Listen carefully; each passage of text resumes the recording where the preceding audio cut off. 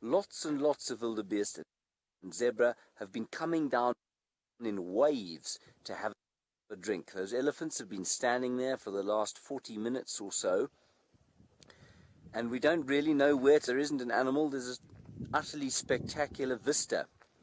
You might be able to hear the alarm calling of the zebras there. We haven't seen any crocs here, and this would be the ideal place for a crocodile to lurk in the water, of course, because it's still, it's relatively deep, and that means they can hide.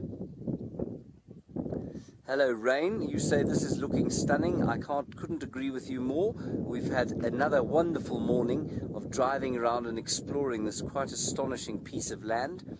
And just if you haven't been watching, this is the Mara Triangle that we're in now. It's 510 square kilometers, 350 square miles of the Mara Serengeti ecosystem. So a small section up in the northwest corner. But it might be small, but the vast majority of the wildebeest that migrate through this great ecosystem come into this area round about this time of year. So that means within this small section and a little bit over to the west of the river in the Mara National Park, there are 1.5 million wildebeest.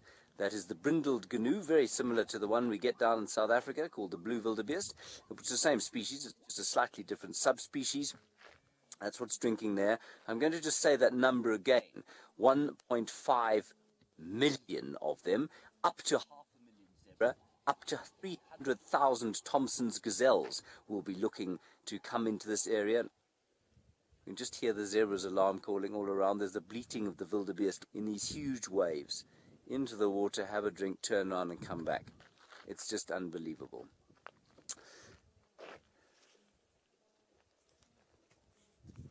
Hello, Betty. You're wondering about that crocodile we had yesterday and what it was that caused him not to kill the wildebeest. He had plenty of chance, seemingly, and for those of you who didn't see it, we had an unbelievable sighting yesterday of a wildebeest crossing with a crocodile trying to catch wildebeest as they crossed the Great Mara River, which is the river you're looking at now.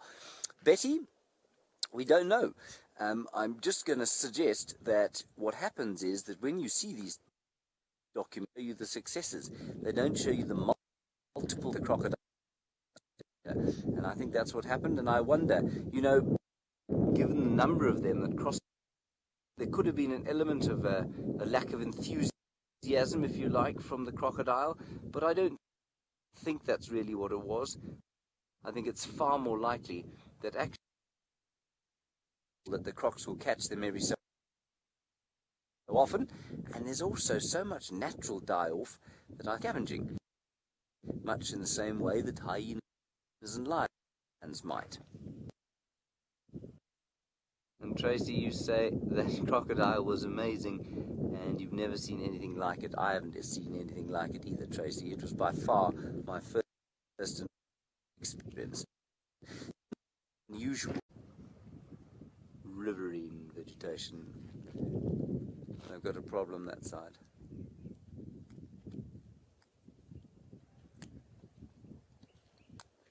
They've got an internet problem that side. But they are still streaming, trying to.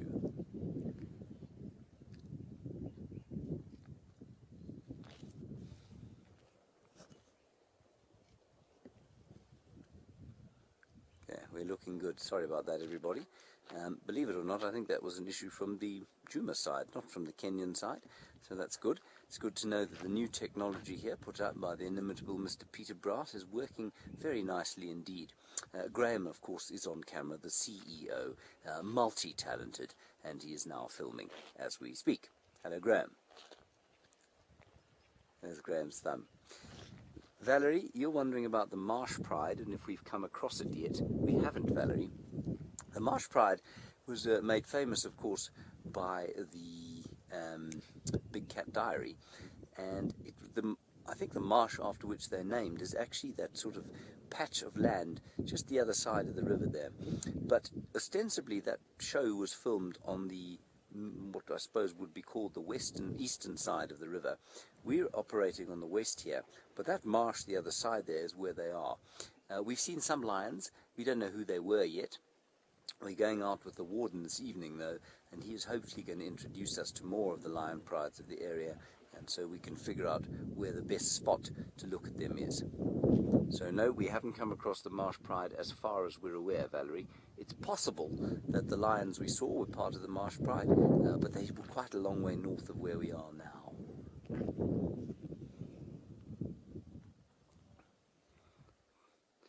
Hello, Judy H.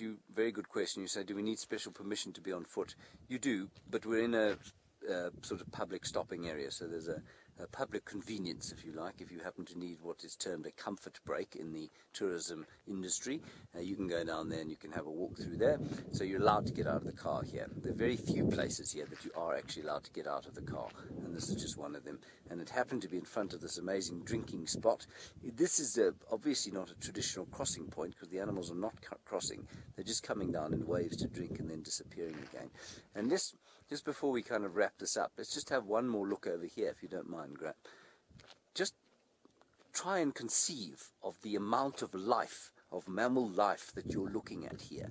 There are thousands of zebra, there are tens of thousands of wildebeest, there are topi in amongst them, Thompson's gazelles, and the attendant predators are lurking somewhere in those clearings, and we're hoping, of course, at some stage, perhaps today, to see a cheetah as well. This is ideal cheetah country, and I suppose the Thompson's gazelle, a medium-sized gazelle, probably weighs just under the weight of an impala, about 50 or 60 kilograms or so.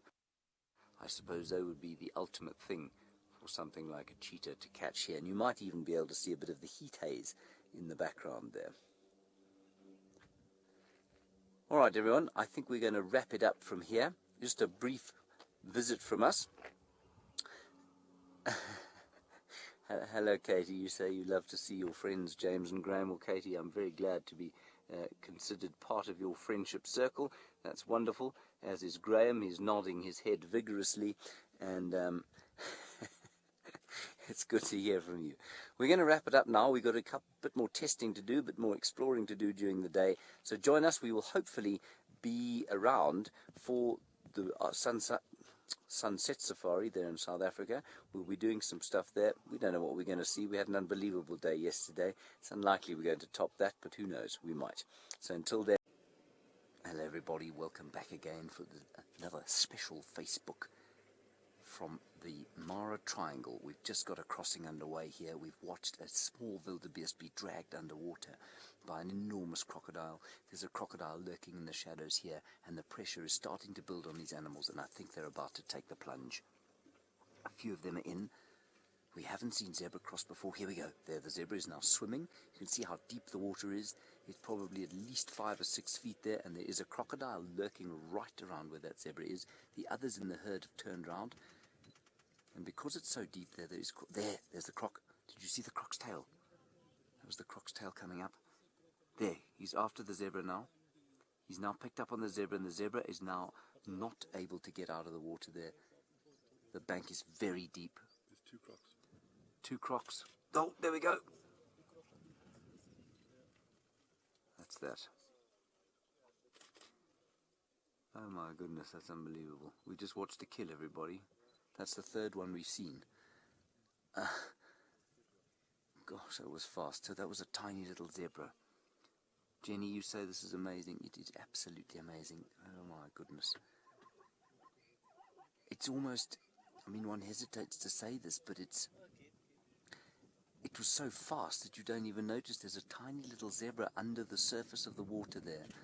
Now, probably sucking the Mara River into its lungs, and it's going to be dead very soon, if not already. A massive, massive crocodile. Michelle, you say, oh my gosh, absolutely. And I mean, we watched this yesterday. We watched that crocodile totally incompetently trying to catch those wildebeest. I think it's the little ones, you know, it's the little ones without the strength, combined with that very steep bank, that's allowed the croc to drag that little zebra under the water. And now they've all watched it happen. You can see they're very reticent to get into the water. It seems to be here far more the zebra that are pushing to try and cross. And if you look, Graham, if we can look across to the other side there, There's another massing on the other side. We don't know why they're coming to and from, why they're crossing all the time, because it doesn't seem the grass is the same on either side. Kelly, you say, how many crocodiles are we? Here they go. Here go the rest of them now. We don't know how many crocodiles there are, Kelly, because they hide under the water. We've seen at least 10 here. Here we go. Now, you see, that's a much bigger zebra, but the water is very deep there. This is a stupid place for them to cross. Look, look, look. I think they felt something there. So what they were doing earlier on is they were crossing slightly further to the left of where you're looking now, further and sort of behind, where it's slightly shallower, but it is wider. And they're being conned here by the fact that the river is narrower here, but you can see how deep it is. And when they can push off the ground and thrash about a bit, it's then that the crocs, I think, struggle. But when it gets deep like that, there's almost nothing they can do, because while they're very good at staying afloat and swimming, they're not maneuverable in the water. Now, Marit, you say, why are they crossing from both sides? I don't think anyone can answer that adequately, because there is grass on both sides of the river. There is water in the river, obviously, on both sides. So this incessant need to get to and fro across this river is not really explicable, because they won't stay on one side. They'll keep going from one side to the other throughout the season that they're in this Mara area.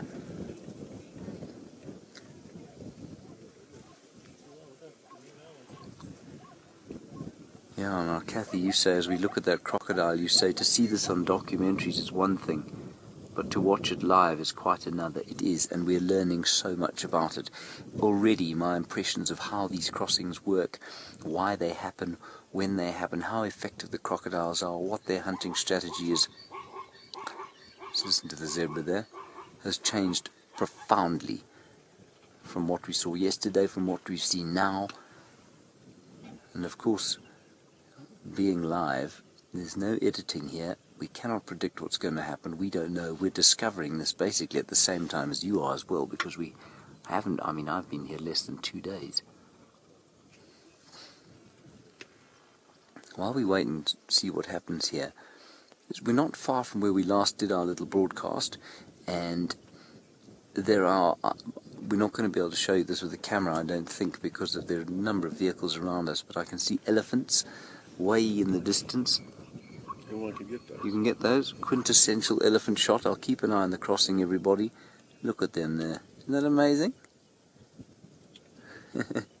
Walking through the heat haze.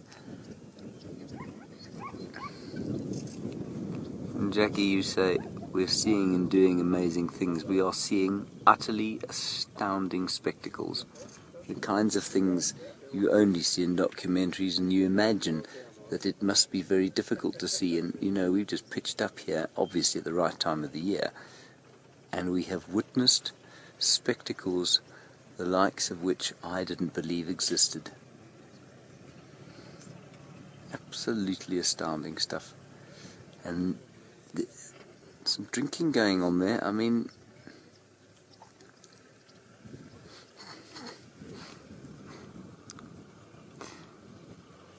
Hello, Shanae Wells Bailey. I wonder where you're watching from. Are you watching from Nkoro? Good to have you with us. And you say, wonderful to see the difference. Well, Shanae, with your enthusiasm for African wildlife, let me just tell you, you have got to come up here one day. You cannot not just experience this on the screen. You need to come and experience what is possibly one of the world's most unbelievably beautiful and astounding places. It really is something else. I still am struggling to compute what I saw yesterday, let alone the 3 kills I've just witnessed in this water now.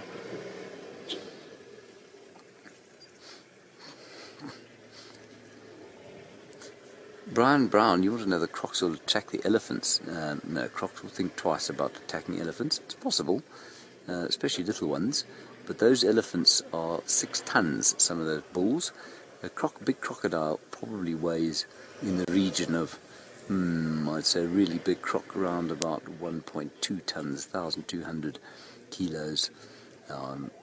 not going to be able to drag down an adult elephant. It's like those two bulls we saw walking across the clearings there. And now this endless cycle of indecision continues. What's going to happen? Are they going to go across? Are they not? Why are they coming? They're coming from both sides. Both zebra and wildebeest, for no noticeable reason. There's endless fields of red oat grass both sides of the river.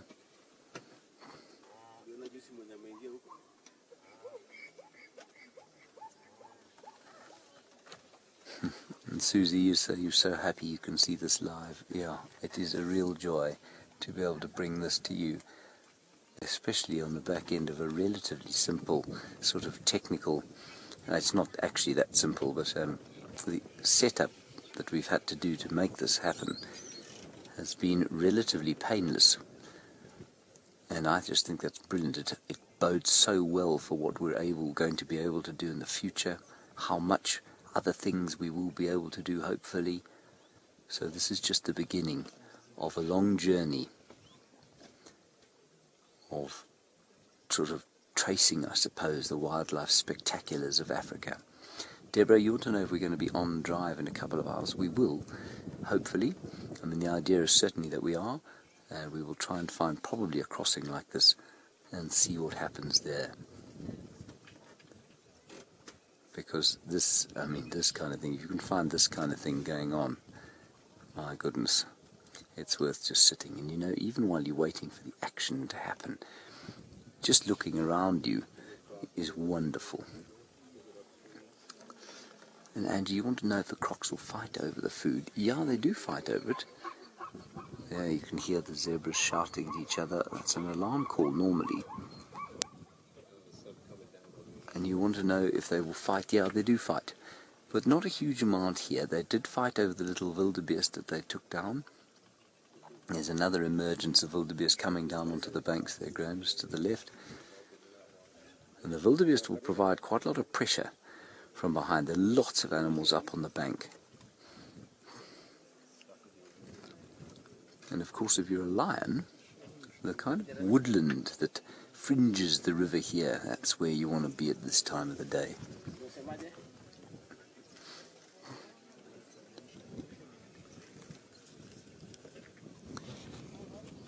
Yes, Judy H., you're absolutely right. This is precisely what it demonstrates. You say this seems to demonstrate herd behavior quite profoundly, quite well. It does indeed. This is precisely the herd effect, I suppose. Now, they're coming down the other side, Graham. If you can see there, one or two more wildebeest are coming down towards the water. Some wanting to go east, some wanting to go west.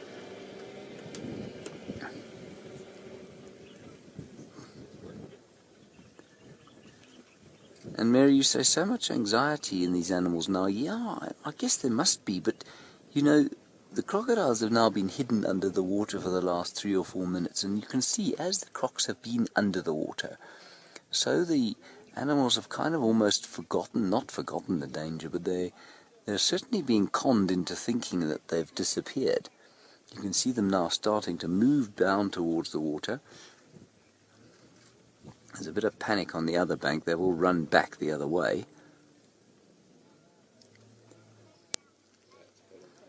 Marit, very good question from you about whether or not mothers in this kind of situation would try and protect their youngsters. The answer is no, and for 2 reasons. One, they're not maneuverable in the water. They're they're strong swimmers. They can swim in a straight line and stay afloat, and that's not a problem. But they can't turn and thrash and fight, especially if they can't touch the ground. So they're actually unable to defend their youngsters. The second thing is, there's no point in them defending them, because they'll almost certainly be killed themselves, and if that happens, the youngsters don't make it, and then neither of them make it, and they don't live to have another youngster. And so, no, it's very seldom will you see a concerted effort or life sacrifice from a mother animal when their youngster is threatened.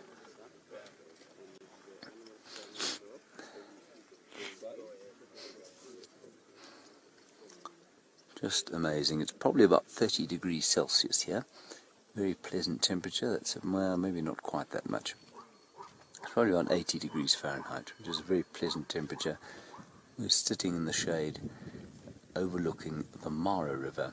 And for those of you who perhaps have just joined us, we're in the Mara Triangle.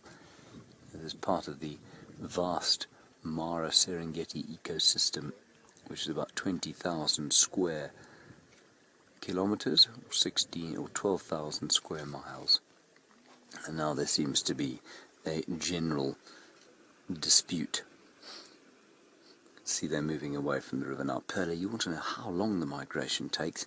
The migration is actually, it's a bit of a misnomer. It's a continuous movement of all these animals that happens to be in this area of the Mara Serengeti ecosystem at this time of the year.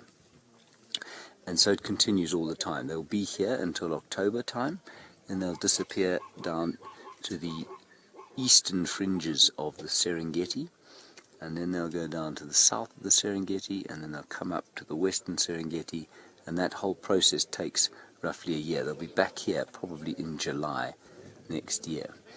So it's a continuous process that goes on, but it's not predictable. These crossings are not predictable. We don't know where they're going to cross, and what's going on here, just in case you thought that this is kind of a once-off movement across the river as part of the migration. It's not. They've come into this area and they cross the river because this cuts the Mara, the northern section. It cuts. You hear that striped donkey making horrible noise. You say, sorry, Marit, I just lost my train of thought there as I saw that thing yelling at us. So it's not a. This northern section is cut in half by this Mara River, and the animals cross, while they're in this area between July and October, they cross continuously, up and down. We often don't know why if they're doing it, but they do it. And I think I think a few of this herd that we're looking at there have made it across the river, and that crocodile that you're looking at now is stopping them from joining their kith and kin the other side.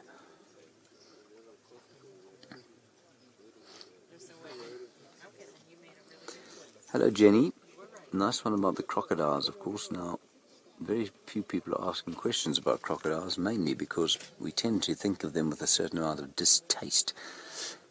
You say, do they eat their prey under the water? Jenny, they do, but they don't eat it straight away. Crocs cannot chew. They have an incredibly powerful bite, but they cannot chew. And they cannot gnaw like a lion can. So they have to wait for their prey to rot. And so what they do is that they leave it under a rock somewhere under the water, and there it will rot, and then they'll go back and eat it once the flesh has sort of started to fall. And that's how they eat, and so that is under the water, almost universally.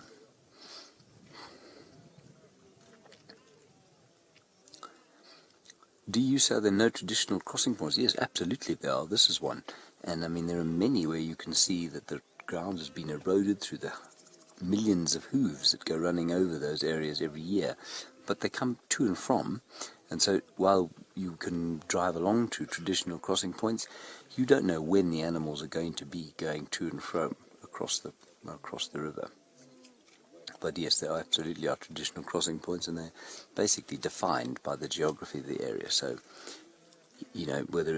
how easy it is to get up and down the banks on either side of the river. Now these chaps are coming further and further down towards us, thinking about coming across.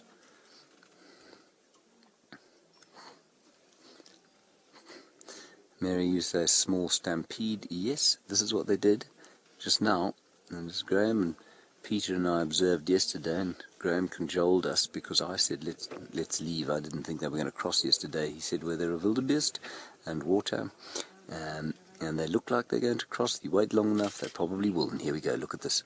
There's a great mass of animals now coming down to the water's edge, and there are even some elephants behind them.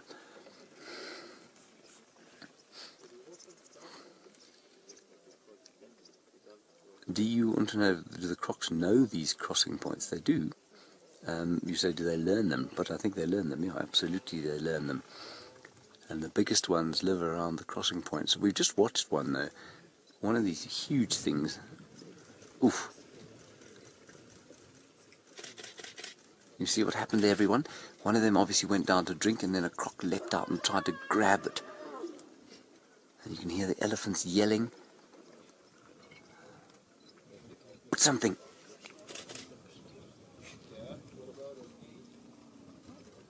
Or they're fighting with each other. Maybe they were just fighting with each other. But that's, you see where it's sitting there, just on the surface of the water? That's exactly where those zebra and wildebeest were drinking. It's exactly where a crocodile is able to just sink below the surface and make it impossible for the thirsty animal to see what it's doing. So they would have snuck slowly closer. As the animals came slowly down to the water's edge, so those crocs would have been sneaking closer to the shore, totally undetected, until they came out and tried to grab one by the muzzle.